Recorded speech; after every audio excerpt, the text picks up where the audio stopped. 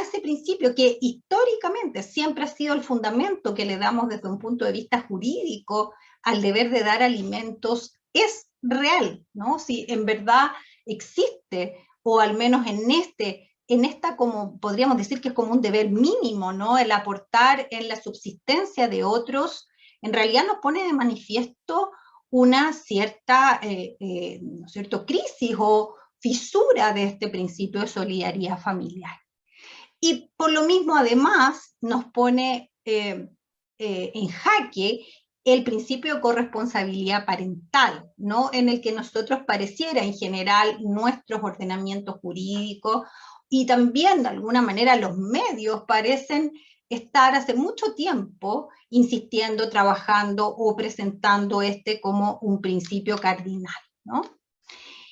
Y si nosotros entonces miramos esto desde la realidad que ha puesto, vuelvo a resaltar, no es que sea una realidad nueva, pero que la pandemia ha puesto o ha permitido verlo con mayor claridad, es la ausencia de verdadera corresponsabilidad y complementariedad. Y en ese sentido esto impacta y nos tiene que llevar a pensar realmente en la realidad que estamos viviendo. ¿Por qué? Porque en primer lugar, desde un punto de vista jurídico y tomando al derecho como una gran política pública, lo cierto es que las normas jurídicas en todos nuestros países han sido reformadas progresivamente para llegar a establecer el principio de que ambos padres son responsables y tienen a su cargo el cuidado de los hijos, la educación de los hijos, ¿no? Recordemos que históricamente nuestros códigos todos decimonónicos del siglo XIX establecen o, ¿no es cierto?, concentran toda la autoridad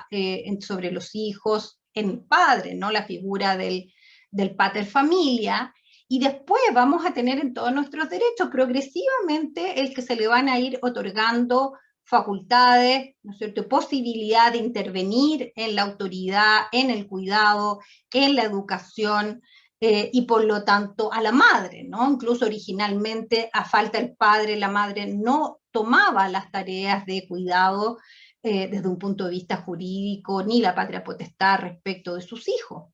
Y progresivamente lo que vamos a ir haciendo es igualando la situación de la madre respecto del padre, hasta llegar incluso, por ejemplo, en Chile, a un tiempo donde la legislación durante bastantes años va a establecer que en caso que los padres se separen, la madre tiene todo, ¿no es cierto?, la autoridad parental, ¿no? Y por lo tanto hemos tenido como un péndulo, ha ido variando hasta llegar a el principio que hoy tenemos en algunos países a nivel constitucional, en otros países los tenemos a nivel legal, pero en general todos tenemos hoy reconocido el principio de corresponsabilidad.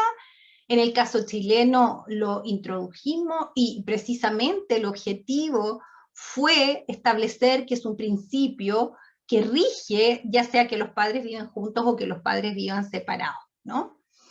Y este principio de corresponsabilidad parental y familiar es, por tanto, uno de los nuevos principios del derecho de familia y es uno de los principios que claramente nosotros hoy presentamos como un avance, como un cierto progreso de cómo vemos ahora la relación filiativa con los hijos. Pero al mirar lo que estamos viviendo y lo que, ¿no es cierto?, estas cifras que yo les mostraba, queda en evidencia, como les decía, que por una parte la corresponsabilidad parental y familiar no parecen ser, particularmente la parental, una realidad, al menos extendida o en todo, y por otra parte que la corresponsabilidad se funda en la solidaridad familiar, ¿no? La corresponsabilidad dice relación con padre y madre o con, ¿no es cierto?, al interior de la familia, y la solidaridad, por otra parte, es el principio cardinal que permite distinguir al vínculo de familia de cualquier otro vínculo, ¿no? El vínculo jurídico de familia se distingue, o el vínculo en general familiar, no solo desde un punto de vista jurídico, por la solidaridad que se da, ¿cierto?, solo en esta comunidad que llamamos familia. Y Esto, ¿cómo puede explicarse, no? O por otra parte, ¿qué gravedad tiene o qué profundidad tiene la ausencia de este principio en nuestros países? Y en realidad, quizás lo grave o quizás lo más complejo, es que en realidad corresponde a un patrón endémico de ausentismo paterno, ¿no? Hoy lo vemos en esta nueva categoría que, como yo les decía, se le denominó en Chile el hombre cero, que es este hombre feliz de no haber aportado absolutamente nada en la vida familiar, en la vida doméstica, pero que en realidad refleja un ausentismo que es bastante endémico, que se arrastra desde la colonia, ¿no? Que tiene que ver con este padre, con este hombre descomprometido con la madre de sus hijos y que por lo tanto se resiste a contraer matrimonio o a comprometerse de alguna manera, y luego con los hijos, ¿no? Y que nos llevó a tener que reformar las legislaciones, a establecer acciones de reconocimiento forzado de filiación, hoy, ¿no es cierto?, incluso presunciones de paternidad si se niega a practicarse las pruebas biológicas, pero aún así, habiendo establecido todo un mecanismo que hoy, ¿no es cierto?, permite establecer la paternidad incluso en contra de la voluntad del padre, lo cierto es que ese padre en muchos casos sigue siendo un padre que definitivamente no quiere asumir lo que implica la paternidad y que ni siquiera está dispuesta a aportar lo mínimo que se le pediría a un padre, que es aportar para la subsistencia de su hijo. Y esto entonces nos pone la pregunta de cómo poder avanzar, ¿no? Y obviamente yo lo primero que quiero partir quizás como reflexión frente a cómo avanzar es que todo lo que estamos experimentando demuestra, o de alguna manera creo que clarifica exactamente el rol de la norma jurídica, el rol del derecho de familia, ¿no? No conozco a todos sus países, pero creo que probablemente son en algunos aspectos bastante cercanos a nosotros, pero a lo menos en Chile hay una exacerbada, de alguna manera, comprensión o idealización de lo que la ley puede conseguir, ¿no? Y por lo tanto, en materia de familia, cada vez que se presenta o se expone en la opinión pública algún problema familiar, esto casi siempre,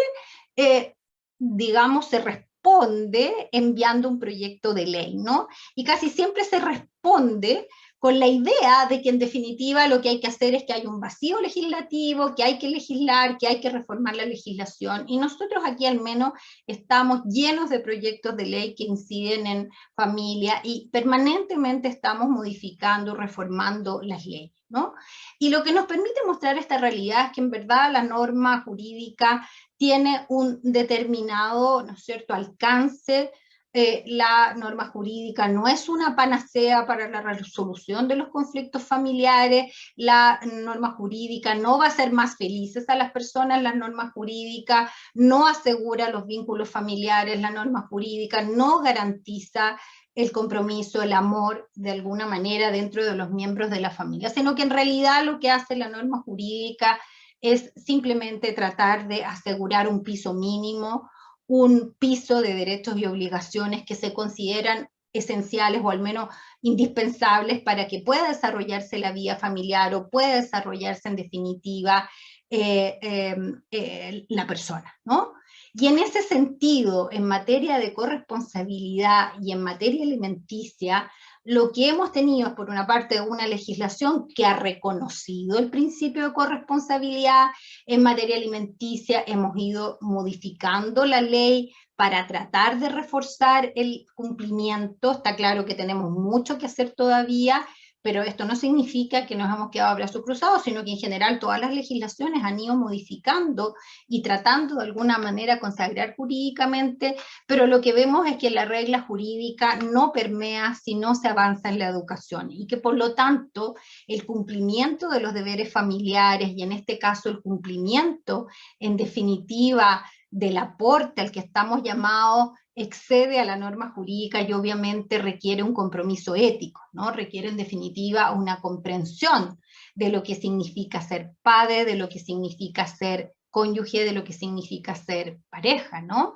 Y en este sentido no me puedo extender por el tiempo, está claro que la corresponsabilidad, en la participación del padre y la madre, en la participación de marido y mujer, hay un bienestar comprometido desde el punto de vista familiar, desde el punto de vista del bienestar de la pareja, y ni qué decir del bienestar comprometido respecto de los hijos. Y por lo tanto, aquí está en juego en esto dos cosas. Por una parte, las propias oportunidades para el desarrollo de las mujeres, que muchas veces, ¿no es cierto?, esto que acabamos de ver, la ausencia de corresponsabilidad, se traduce en un gigantesco freno del aporte que las mujeres están llamadas a hacer fuera de su familia, y del aporte y del desarrollo de sus carreras laborales, de sus carreras profesionales. En todos los estudios que uno haga de mujer hoy en día, vemos que en buena parte las oportunidades se frenan en las mujeres precisamente cuando empieza la maternidad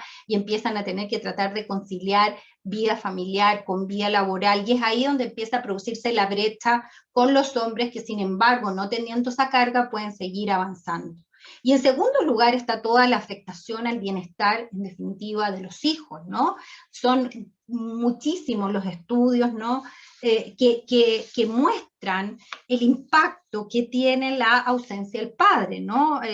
Nosotros revisamos hace un tiempo 16 estudios longitudinales que mostraban cuál es el bienestar, qué es lo que, ¿no es cierto?, enriquece al hijo cuando hay un padre involucrado en su infancia, y cómo se reducen los problemas conductuales, cómo hay menos conflicto con la ley, cómo hay menos vulnerabilidad económica, cómo hay mejor desarrollo cognitivo, mejor rendimiento escolar y menos estrés en la adultez. Esto lleva entonces a preguntarse qué es lo que en realidad queremos o necesitamos, ¿no? Y por lo tanto está claro que, si bien es cierto, la norma jurídica puede ser perfeccionada en materia alimenticia, está claro que podemos reforzar los mecanismos de cumplimiento y hacer que la deuda alimenticia pase a ser la deuda más importante de incumplir. Lo cierto es que creo que el gigantesco desafío está en generar políticas públicas que generen un cambio cultural, una verdadera comprensión de la paternidad, y en realidad una verdadera comprensión de dónde están las oportunidades de las mujeres y cómo de alguna manera una sociedad se empobrece cuando las mujeres no pueden aportar todo lo que están llamadas a aportar. Y en ese sentido, esas políticas públicas probablemente han de ir más por el ámbito, ¿cierto?, por el área educativa, ¿no?, por la área de formación en valores, por la área de la formación ética, de la que en este minuto estamos tan ausentes, ¿no?, y que vemos de manera bastante importante en crisis en todos nuestros países, en muchos aspectos, ¿no? Creo que estoy en el tiempo, Fernando, así que muchas gracias y, por supuesto, muy disponible a las preguntas que quieran hacer. Muchas gracias, Carmen. Nuevamente, en esta ponencia ahora de Chile nos recuerdan el problema grave de la desigualdad en el espacio que se supone que debería determinar la solidaridad. Y vemos nuevamente que en una situación particularmente grave como es la pandemia, los costos no se distribuyen de manera semejante. Entonces, es muy importante esto discutirlo y poder después ir reflexionando qué significaría las instancias, los cambios que debería de haber en las instancias legales y en los procesos educativos, y desde qué edad, en qué ámbito, desde la primaria, la secundaria o dónde. Porque es un hecho de que hemos avanzado muy pocos los varones, en promedio estoy hablando, en poder compartir la carga igual. ¿Cuánto nuestras esposas, nuestras mujeres, comparten el gasto, las fuentes de trabajo, el proveer el gasto familiar? Hemos avanzado. Unos sectores de hombres sí lo han hecho con responsabilidad, pero en otros hay más lentitud. Entonces, muchas gracias, Carmen. En la parte de las preguntas abriremos el foro para poder intercambiar puntos de vista. Muchas gracias.